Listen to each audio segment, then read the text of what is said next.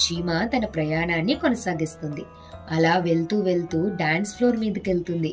ఆ మ్యూజిక్, ఆ light effect అంతా భలే నచ్చుతుంది చీమకి. మంచిగా డాన్స్ చేస్తూ ఫుల్గా ఎంజాయ్ చేస్తుంది. చీమ డాన్స్ చేసి అలసిపోతుంది. తర్వాత ఒక పాప్కార్న్ మేకర్ని చూస్తుంది. ఆ పాప్కార్న్ కంటైనర్లోకి వెళ్తుంది. పాప్కార్న్ తింటూ ఎంజాయ్ చేస్తుంది. ఆలోపే ఆ ఓనర్ హ్యాండ్ ఆ కంటైనర్లోకి పెడతాడు. ఇంకా భయంతో బయటకు వచ్చేస్తుంది. ఒక నియాన్ బెలూన్ కనిపిస్తుంది చీమకి. దాన్ని పట్టుకొని గాల్లో ఎగురుతూ మురిసిపోతూ ఉంటుంది. ఇంకా లేట్ అవుతోంది అని చీమ తన స్థావరానికి వెళ్ళిపోతుంది. అక్కడికి వెళ్ళాక తన అమ్యూజ్మెంట్ పార్కులో ఎలా ఎంజాయ్ చేసిందో వాళ్ళ ఫ్రెండ్స్ అందరికీ చెప్పి ఫుల్గా సంబరపడిపోతుంది. చీమ ఫ్రెండ్స్ అంతా కూడా ఆశ్చర్యంగా వింటారు.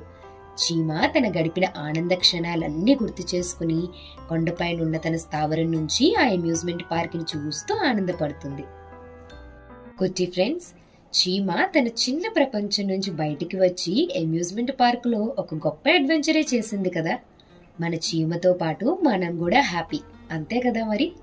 ఇంకొక మంచి కథతో మీ కుట్టి త్వరలోనే మళ్ళీ మీ ముందుకు వస్తుంది. అంతవరకు బాయ్, మరి మళ్ళీ కలుసుకుందాం.